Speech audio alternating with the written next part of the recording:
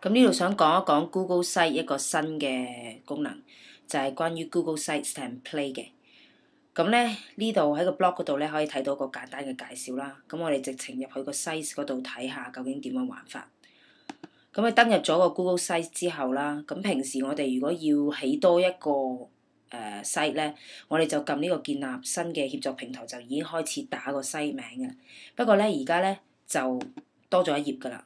咁啊〜會突然間嚟咗呢一度嘅，咁以往我哋乜都冇空白嗰個範本咧，就係呢一個嚟嘅。咁但係而家咧，你見到隔離咧多咗3個俾你揀，譬如你呢個 site 係可能一個做 project 嘅 wiki 嚟嘅，或者你一個 classroom site 嚟嘅，或者係 family site，或者你覺得呢3個都唔夠咧，咁呢一個咧會有更加多俾你揀嘅。咁呢度有啲精選㗎啦。咁另外咧，如果你係商業用途嘅，可以撳呢啲啦，係關於活動嘅，咁呢度都有好多選項俾你喺度睇。咁我哋揀一個嚟試啦，咁譬如個人家庭咁樣啦，我哋咧揀個 family site 嚟試一試。咁你撳咗落去咧，佢就會有個general descriptions 啦，話俾你聽呢一個 family site 咧。係愛嚟擠啲有啲咩會喺入邊嘅，譬如 blog 啊、calendar 啊、recipe tracker 啊、family map 啊諸如此類。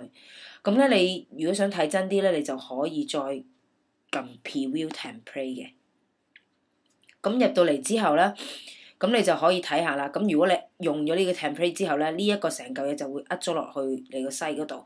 咁你咧就 edit 翻呢個 page 嘅時候咧，就喺度改翻呢啲字啊，或者咧將呢幅相咧。即係撳呢個，即係轉咗佢咁就得㗎啦。